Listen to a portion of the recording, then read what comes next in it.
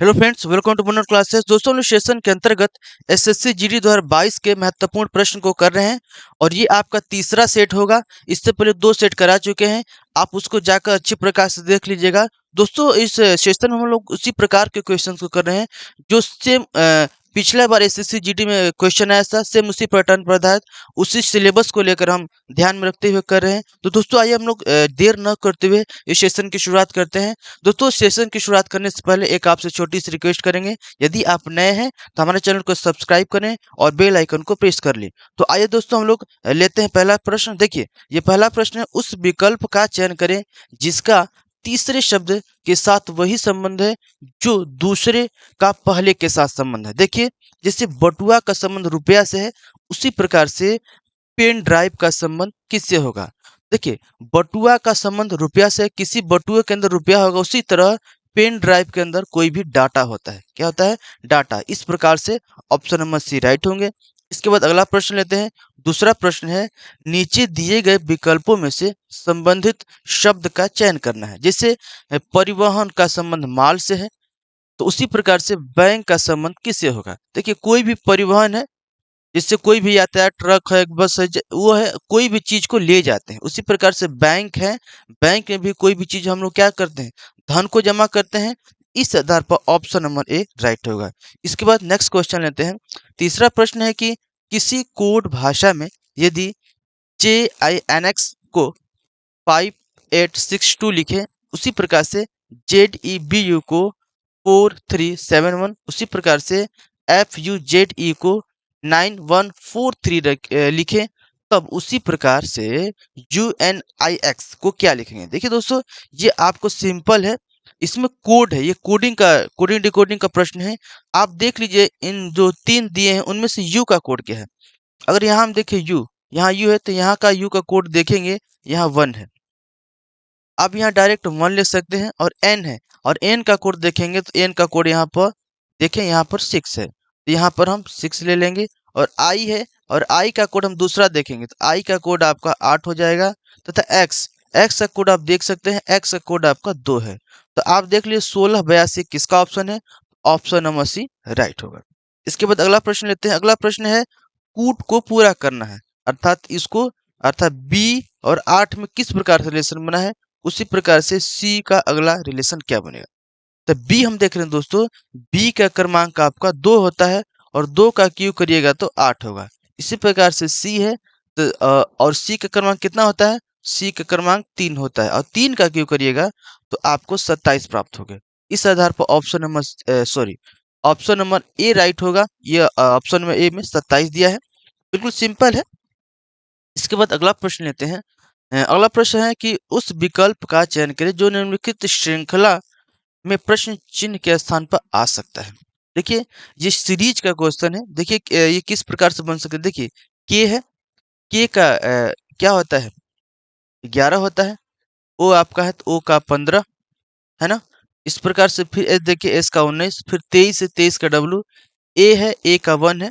उसी प्रकार से यहाँ नेक्स्ट क्या हो सकता है। देखिए, अगर नेक्स्ट देखें तो आप ध्यान दीजिए, पहले ऊपर अल्फाबेट है, इसके बाद नीचे संख्या है। उसी प्रकार से क्रम से बढ़ते जाएंगे। देखिए, फिर संख्या, फिर अल्फाबेट, फिर ऊपर से अल्फाबेट, फिर संख्या, फिर उसी प्रकार से यहाँ पे देखिए, ऊपर अल्फाबेट है तो अगला आने वाला यहाँ पर कोई ना कोई संख्या होगा, और नीचे आपका अल्फाबेट होगा।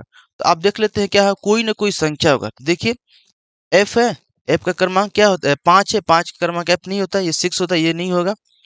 देखिए, ये आपका 5 और ई का क्रमांक 5 होता है ना, तो इस आधार पर आपका ये वाला ऑप्शन सही होंगे, है ना। इसको नहीं लेंगे क्योंकि हमको ये अल्फाबेट के बाद नंबर आना चाहिए। तो इस आधार पर ऑप्शन नंबर बी आपका राइट होगा। अगला प्रश्न लेते हैं। अगला है कि दिए गए विकल्पों में से उस पद का चयन करें जो निम्नलिखित श्रृंखला में प्रश्न चिन्ह के आधार पर आता है। अर्थात ये भी आप देखेंगे तो श्रृंखला का ही क्वेश्चन है। देखिए, एल है 12, एल का क्रमांक क्या होता है, 12 होता है। उसी प्रकार जे का क्रमांक 10 होता है, एच का क्रमांक 8 होता है, एफ का 6, डी का 4। इसी प्रकार से क्या होंगे, तो आप देखिए, बी का 4 नहीं होता है, बी का 2, तो आप देख सकते हैं बी का 2 होता है। तो आपका कहीं ना कहीं ऑप्शन नंबर 2 राइट होगा, क्योंकि इसके आधार पर और कुछ नहीं है। तो आपका ऑप्शन नंबर बी राइट। इसके बाद अगला प्रश्न लेते हैं। अगला प्रश्न दिया है कि दिए गए 1, 2, 3, 4 विकल्पों में से एक्स चित्र को पूरा करना है। अर्थात इन चारों ऑप्शन में से कौन सा फिगर रखेंगे ताकि इस फिगर को पूरा करेगा। अगर हम लोग इसको बनाए दोस्तों तो आपका कहीं ना कहीं इस रूप में बनेगा। ठीक, ये ब्लैक होगा पूरा, फिर आपका ये वाला यहाँ आएगा और इसमें आपको एरो का चिन्ह लगे होंगे, सुनो, इस प्रकार से एरो के चिन्ह लगे हैं। तो आप देख सकते हैं कि आपका कौन सा इस तरह से, फिर आपको इसको भी इस तरह से मिलाना है, तो इस प्रकार से कौन सा आपके हैं। इस प्रकार से देखा जाए दोस्तों तो कहीं ना कहीं आपका ऑप्शन नंबर ये वाला यहाँ भी रहेगा। आपको ध्यान देना ऑप्शन नंबर डी में देख लीजिए। ऑप्शन नंबर डी में अगर इसको उठाकर रखेंगे तो इस चीज को फॉलो कर रहा है। तो इस आधार पर ऑप्शन नंबर डी किसका है? ऑप्शन नंबर 4 वाला किसमें है? तो डी में आया है ना। तो डी में आया तो इस आधार पर ऑप्शन नंबर डी राइट होगा। अगला प्रश्न लेते हैं। अगला प्रश्न दिया है अनीता बिंदु ए से 100 मीटर चली। मतलब कि ये क्वेश्चन आपका डायरेक्शन का है। चलिए हम लोग जैसे कहता है वैसे चल देते हैं। अनीता बिंदु ए से, देखिए ये मान लीजिए यहाँ बिंदु आपका ए है और बिंदु ए से 100 मीटर चली और दाएं मुड़कर 45 मीटर चली। ठीक ना। तो आपको ए बिंदु से 100 मीटर आप किसी भी डायरेक्शन में चलिए। चलिए मान लीजिए हम लोग इसी डायरेक्शन में चलते हैं। ठीक, 100 मीटर चली है, दिशा निर्धारण नहीं किया तो आप कहीं भी ले सकते हैं। ठीक ना। फिर बोला है कि दाएं मुड़कर अगर इस डायरेक्शन में जा रहे हैं तो आपका दाएं दोस्तों नीचे होगा। क्या होगा? नीचे होगा। नीचे ये आपका 45 मीटर चली है, फिर वह दाएं मुड़ी, फिर एक बार दाएं मुड़ेंगे तो आपका इस साइड में होगा और फिर दाएं मुड़कर इतना ही चला जितना ऊपर चला 100। ठीक ना। 100 मीटर चली और बी बिंदु तक क्या कहे, यहाँ पर बी बिंदु तक पहुंच गए। अब यहाँ से ए से चलना चालू किया और यहाँ पर अभी फिलहाल में पहुंची हुई है, तो उसके बीच की दूरी पूछ रहा है। तो दोस्तों यहाँ से यहाँ तक बीच की दूरी देखेंगे तो जो यहाँ के बीच की दूरी होगी ये भी यहाँ के बीच की दूरी होगी, अर्थात 45 मीटर की दूरी होगी। इस आधार पर ऑप्शन नंबर बी आपका राइट होगा। इसके बाद नेक्स्ट क्वेश्चन लेते हैं दोस्तों। ये भी आपका डायरेक्शन का ही क्वेश्चन है। देखिए क्वेश्चन कहाँ का है, मित्र सुबह सूरज की दिशा में साइकिल चलाना शुरू करता है। देखिए सूरज की दिशा में अर्थात ये पूरब की दिशा में इस प्रकार चल रहा है, साइकिल चलाना शुरू कर दिया। वह अपने बाईं ओर 45 डिग्री तथा फिर वह बाद में भी 80 डिग्री वो बाईं ओर मोड़ लिया है। अब पूछा है कि अपने प्रारंभिक स्थिति के संबंध में वह किस दिशा में है, अर्थात इसके संबंध में वह किस दिशा में आपको बताना है। देखिए वह 45 डिग्री बाईं ओर अर्थात लेफ्ट में वह 45 डिग्री घुमा है, फिर लेफ्ट में वह आपको 80 डिग्री अर्थात 2 बार लेफ्ट में घुमा है। तो अगर जोड़िएगा तो 125 डिग्री अर्थात लेफ्ट में 125 डिग्री डायरेक्ट घुमा देंगे, आपका हो जाएगा। अगर लेफ्ट की बात करें तो ये अगर पूरब दिशा में जा रहा है तो नीचे को जाएंगे तो राइट होगा और ऊपर के जाएंगे तो लेफ्ट होगा। लेफ्ट में आप घूमना है तो कहीं ना कहीं अगर आप सीधा इस प्रकार से आइएगा तो आपका 90 डिग्री होगा। तो 90 डिग्री लेके हमको 125 डिग्री जाना है, अर्थात कहीं ना कहीं आपको इस डायरेक्शन में आना होगा। क्योंकि आप सीधा आइएगा इस प्रकार से तो 180 डिग्री होगा, तो 180 डिग्री नहीं, हमको कहीं ना कहीं यही वाला लेना है 125 डिग्री।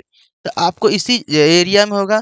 ये वाला एरिया उत्तर होता है, ये आपका पश्चिम होता है, तो कह सकते हैं उत्तर पश्चिम आपका डायरेक्शन में उसका मुख होगा। इस आधार पर ऑप्शन नंबर डी राइट होगा। इसके बाद अगला प्रश्न लेते हैं दोस्तों। ये प्रश्न ब्लड रिलेशन का है। देखिए इसमें कहा है शुभम ने कहा मेरा कोई भाई या बहन नहीं है। इसमें साफ क्लियर कर दिया है इसका कोई भाई बहन नहीं है, अर्थात यह इकलौता है। इसको ध्यान में रखना है। इस तस्वीर में मौजूद यह आदमी मेरी माँ के बहू, ध्यान रखिएगा, यह कह रहा है कि मेरी माँ के बहू, मेरी माँ की बहू का पति है।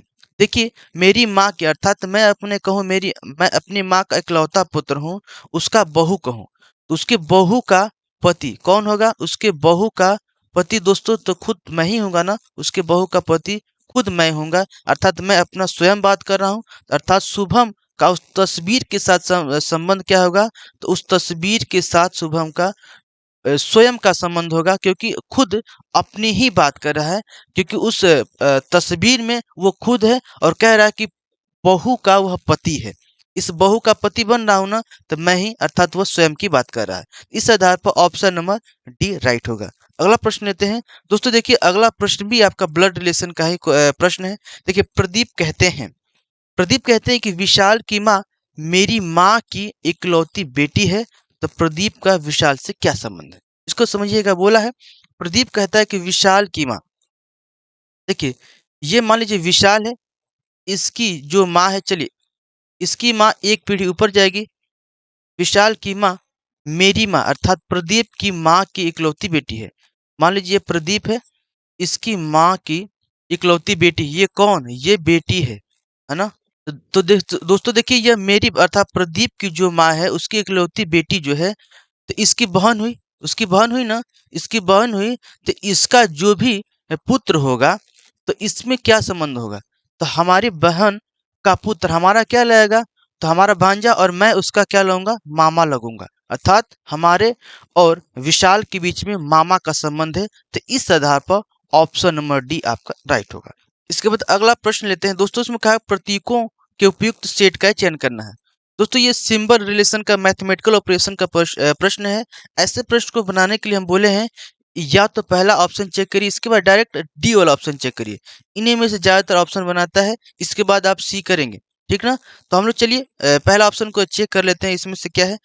जहाँ गैपिंग है दोस्तों ना, वहां पर इन सारे चिन्ह को रखकर हमको हल करना है, और हल कर कर 90 लाना है। देखिए 27 मल्टीप्लाई 23 सॉरी 3, फिर है उसके बीच में माइनस का चिन्ह, -19 लगा दिए, फिर भाग है, तो भाग आपका 10 कर रहे हैं। हमको 90 के बराबर लाना है ना। देखिए 27 से 81 हो गया, -19 भागे 10। आप एक चीज देख लीजिए मोटा तौर पर कि इसको हल करेंगे कहीं ना कहीं तो आपका 90 के बराबर नहीं आएगा। तो इस आधार पर हम कह सकते हैं ये वाला ऑप्शन आपके नहीं हो सकते हैं, इसको छोड़ दीजिए। हम चलिए डी वाला ऑप्शन को लेकर चेक करते हैं। देखिए यहाँ 27 मल्टीप्लाई 3, फिर प्लस है, तो यहाँ बीच में प्लस का चिन्ह लगा देते हैं। फिर इसके बाद माइनस है, तो -10 कर लेते हैं, बराबर हमको 90 के लाना है। देखिए 27 यहाँ 81 प्लस 19 में 10 घटाएंगे तो आपको 9 बचेंगे, और 81 9 आपके 90 हो गए। तो कहीं ना कहीं हम देख रहे हैं ऑप्शन डी वाले को लेकर हल कर रहे हैं, तो आपका इसके इक्वल आ रहा है। तो इस आधार पे ऑप्शन नंबर डी आपका राइट होगा। अगला प्रश्न लेते हैं। अगला प्रश्न दोस्तों ये वेन डायग्राम से रिलेटेड है। इसमें दिया गया है, कहा कि उस वेन आरेख का चयन करें जो दिए गए वर्गों के समुच्चय के बीच में रिलेशन का सर्वोत्तम ढंग निरूपित करता है। देखिए कहा है कि स्तनधारी, उभयचर और कछुआ, तो इनमें से कौन सा फिगर है जो आपको शो करता है? देखिए दोस्तों स्तनधारी और उभयचर और कछुआ दिया है। हम देखें तो स्तनधारी और उभयचर और कछुआ में अगर इन दोनों का रिलेशन देखें तो उभयचर और कछुआ का रिलेशन बन रहा है। अगर मान लीजिए यह कछुआ है और यह उभयचर, दोनों एक ही में आ रहे हैं, क्योंकि कछुआ जो है जल में भी रह सकता है और बाहर भी रह सकता है, इसलिए कछुआ उभयचर प्राणी है। और स्तनधारी जो बच्चे को दूध पिला सकते हैं, वह इनसे बिल्कुल अलग हो रहा है। तो इस आधार पर हम देखें तो कौन सा बन रहा है? तो इस आधार पर दोस्तों कहीं ना कहीं ऑप्शन नंबर डी आपका बन रहा है। इसके बाद अगला प्रश्न लेते हैं। अगला प्रश्न आपको बोला है, ये भी वेन डायग्राम का ही क्वेश्चन है। देखिए कहा है कि निम्नलिखित में से कौन सा वेन आरेख दिए गए कथनों को प्रदर्शित करते हैं? कहा है कि कुछ वैज्ञानिक प्रोफेसर हैं। चलिए हम लोग डायग्राम के माध्यम से बनाने की कोशिश करते हैं। कुछ वैज्ञानिक प्रोफेसर हैं। चलिए मान लीजिए वैज्ञानिक एरिया है, कुछ वैज्ञानिक आपको प्रोफेसर हैं, तो अर्थात इसका कुछ भाग ले लीजिए, आपका ये कुछ वैज्ञानिक प्रोफेसर हो गए। सभी वैज्ञानिक कर्मचारी हैं। जो सभी वैज्ञानिक है ना कर्मचारी हैं, अर्थात कर्मचारी के अंतर्गत सभी वैज्ञानिक आएंगे। सभी वैज्ञानिक क्या है? कर्मचारी हैं, आपको ध्यान रखना है। फिर बोला सभी प्रोफेसर कर्मचारी हैं, तो बोला है कि सभी जो प्रोफेसर हैं वो कर्मचारी हैं। तो आप एक चीज को ध्यान रखिएगा, कर्मचारी के अंतर्गत दोस्तों कहीं ना कहीं वैज्ञानिक और प्रोफेसर दोनों आ रहे हैं। तो आपका फिगर आपको इस प्रकार से बनाना होगा कि ये जो कर्मचारी है उन दोनों को अपने अंदर लिया हुआ, प्रोफेसर को भी और वैज्ञानिक को भी। तो इस प्रकार के आरोप को कौन दिखा रहा है? तो हम देख रहे हैं कहीं ना कहीं ऑप्शन नंबर सी आपको शो कर रहा है। तो इस आधार पर ऑप्शन नंबर सी आपका राइट होगा। बिल्कुल आसान दोस्तों क्वेश्चन है, आपको थोड़ा सा माइंड लगाना है और बिल्कुल आसानी से बन जाएगा। इस प्रकार से अगला प्रश्न लेते हैं। 15वां प्रश्न कथन निष्कर्ष का है। देखिए कथन निष्कर्ष का है, बोला कि सभी चित्र सुंदर हैं। मान लीजिए ये चित्र का एरिया है, सभी चित्र आपको क्या है? सुंदर है। अर्थात सुंदर इसके ये चित्र है और ये सुंदर होगा, क्योंकि सभी चित्र क्या है? आपको सुंदर है बोला कि, फिर बोला सभी सुंदर शानदार हैं। तो सभी सुंदर आपको शानदार हैं, अर्थात कहीं न कहीं शानदार के अंदर आपका सुंदर आएँगे। अब निष्कर्ष को पढ़ते हैं। बोला सभी चित्र शानदार हैं, सभी चित्र शानदार है। हाँ, बिल्कुल सही है, सभी चित्र शानदार है। इसके बाद बोला कुछ शानदार सुंदर है, कुछ शानदार सुंदर है। हाँ, ये भी सही है क्योंकि कुछ शानदार सुंदर हो सकते हैं, क्योंकि शानदार के अंदर ही आपको सुंदर आ रहे हैं, तो इसके कुछ भाग हो सकते हैं, तो पूरा है, इसको कुछ भी हम ले सकते हैं। अर्थात इस आधार पर देखेंगे तो आपका दोनों ऑप्शन राइट हो रहा है। तो हम देख रहे हैं तो कौन सा ऑप्शन नंबर सी को देखिए, निष्कर्ष 1 और 2 दोनों को अनुसरण कर रहे हैं। इस आधार पर ऑप्शन नंबर सी आपके राइट होंगे। इसके बाद अगला प्रश्न लेते हैं, 16वां प्रश्न, ये भी कथन और निष्कर्ष का है। बोला है कि सभी ग्लास रेत हैं। चलिए, ये वाला मान लीजिए ग्लास का भाग है, सभी ग्लास आपका रेत है, इस प्रकार से सभी ग्लास रेत हो गया ना। इसके बाद बोला है सभी रेत पृथ्वी है, अर्थात जो सभी रेत है ना, ये पृथ्वी के अंदर आ रहे हैं, ध्यान रखेंगे। अब हम लोग निष्कर्ष को पढ़ते हैं। सभी ग्लास पृथ्वी हैं, सभी ग्लास पृथ्वी है, बिल्कुल पृथ्वी के अंदर ग्लास आ रहा है तो सभी ग्लास पृथ्वी होंगे, ये आपका सही होगा। फिर बोला कुछ पृथ्वी रेत है, कुछ पृथ्वी रेत है, क्योंकि पृथ्वी के अंदर ही आपको रेत आ रहा है, तो कुछ पृथ्वी का भाग को, एरिया को ये रेत घेरा हुआ है कि नहीं, इसलिए हम कह सकते हैं ये भी आपका सही है। इस आधार पर दोनों अनुसरण आपके कर रहे हैं, तो हम ये कह सकते हैं तो आपके दोनों अनुसरण 1 और 2 कथन का पालन करते हैं। इस आधार पर ऑप्शन नंबर ए राइट होगा। इसके बाद अगला प्रश्न लेते हैं, 17वां प्रश्न है। बोला कि एक कक्षा में रेणु की रैंक नीचे से 15वीं और पूरे क्लास में 30 विद्यार्थी हैं, तो ऊपर से उसका रैंक क्या होगा। तो ये रैंकिंग का क्वेश्चन है दोस्तों। देखिए, बिल्कुल आसान होता है। देखिए, अगर बोला कि टोटल विद्यार्थियों की संख्या कितना है, 30 है, और उसका ऊपर से दिया है, तो ऊपर से मान लीजिए राइट ले लेते हैं, राइट से आपका 15वां है। आपको हम बताए होंगे दोस्तों, अगर आपको इस प्रकार के क्वेश्चन आ रहा है तो मतलब कि लेफ्ट से आपका पोजीशन पूछ रहा है, क्या होंगे। तो रैंकिंग में आपको इस प्रकार के क्वेश्चन बताए बताए हैं। अगर टोटल किसी क्रमांक निकालना है तो राइट प्लस लेफ्ट -1 कर दीजिए। अब यहाँ से आप लेफ्ट को भी निकाल सकते हैं और राइट को भी निकाल सकते हैं। आपको लेफ्ट निकालना है तो आप करिए क्या कि इस साइड में राइट को और 1 को उठा के ले जाइए, लेफ्ट का हमको मिल जाएगा टोटल माइनस राइट प्लस 1 होगा। तो आपका टोटल कितना क्रमांक 30 है, उनमें से आपको 15 घटाना है और प्लस 1 जोड़ देना है, अर्थात कहीं न कहीं 31 में से आपको 15 घटा लेना है। तो आप 15 घटाइएगा 31 में से, आपको 16 मिलेगा, अर्थात कह सकते हैं कि आपको लेफ्ट से 16वां स्थान पर उसका रैंक होगा। इस आधार पर ऑप्शन नंबर सी आपका राइट होगा। इसके बाद अगला प्रश्न लेते हैं। अगला प्रश्न है, यदि आज शनिवार है तो आज के 59वें दिन के बाद कौन सा दिन होगा। देखिए, आज प्रेजेंट टाइम में बोला है, आज आपका है दोस्तों शनिवार, इसको आप ध्यान में रखेंगे। 59वें दिन पूछा है तो दोस्तों ये बिल्कुल सिंपल है। आप 59 में 7 का भाग करिए, 59 में 60 का भाग करेंगे, आपको जो शेष बचेगा उसको लेना है। तो देखिए 7 8 आपको 56 हो गया, शेष आपका 3 बचा, शेष 3 बचा ना, तो आपको जो भी शेष बचे 3 है, आप शनिवार से उतना दिन 3 दिन आगे जोड़ लीजिए। शनिवार से 3 दिन आगे जोड़ेंगे, शनिवार तो रविवार, सोमवार और मंगलवार, क्या बोलेंगे, आपको मंगलवार के दिन प्राप्त हो रहे हैं, मंगलवार। तो आप इस आधार पर देख लिए, ऑप्शन नंबर सी राइट होंगे, मंगलवार होंगे। इसको नेक्स्ट क्वेश्चन लेते हैं। नेक्स्ट क्वेश्चन दिया कि उत्तर आकृति का कौन सा चित्र प्रश्न आकृति में दी गई दोनों आकृतियों को मेल से बना हुआ, अर्थात इन दोनों आकृतियों को मिला दे तो नया आकृति क्या बनेगा। दोस्तों हम देख रहे हैं कि ये तो आगे इस प्रकार से रहेगा ही, इसको हम पीछे लाएंगे तो कहीं न कहीं आपका इस रूप में यह आकृति उभर कर आएगा। आप देख लीजिए इस प्रकार से कौन आकृति बन रहा है, तो आपका ऑप्शन नंबर बी वाला बन रहा है, अर्थात बी किस में दिया है, तो ऑप्शन नंबर सी में दिया है, ये बन रहा है ना, तो सी ऑप्शन आपका सही होगा। तो दोस्तों ये अंतिम प्रश्न है, ये अंतिम प्रश्न आपका मिरर इमेज से दे दिया है ना, मिरर इमेज से दिया हुआ बोला है कि एम एन रेखा तल पर निम्नलिखित चित्र का दर्पण छवि क्या होगा। दर्पण छवि बनाने के लिए पूछ रहा है, लिखा है टेल। अगर इसको दर्पण में देखेंगे तो आपको कैसा दिखाई देगा। दोस्तों अगर दर्पण में देखिएगा तो आपको जस्ट आपको इस प्रकार से उल्टा आपको दिखाई देंगे, है ना, आपको इस प्रकार से दिखाई देने वाले हैं। आपको कहीं न कहीं ऑप्शन नंबर ये वाला आपको बनने वाले हैं ना, तो इस आधार पर ऑप्शन नंबर ए राइट होगा। तो दोस्तों हम आशा करेंगे कि इस वीडियो के अंतर्गत जो भी हम क्वेश्चंस आपको बताए हैं, आपको समझाए हैं, अच्छे प्रकार समझ में आएँगे। तो दोस्तों हम आशा करेंगे कि इस प्रकार के जो भी हम वीडियो आपको प्रोवाइड करा रहे हैं, आपके एग्ज़ाम के दृष्टिकोण से काफ़ी हेल्पफुल होंगे। तो दोस्तों आप इसी प्रकार से हमारे वीडियो में बने रहिए। दोस्तों अगर हमारा वीडियो आपको अच्छा लग रहा है, तो हमारे वीडियो को लाइक करें और अपने मित्रों में से शेयर करें। तो दोस्तों आज के लिए बस इतना ही। मिलेंगे अगले वीडियो में, तब तक के लिए जय हिंद।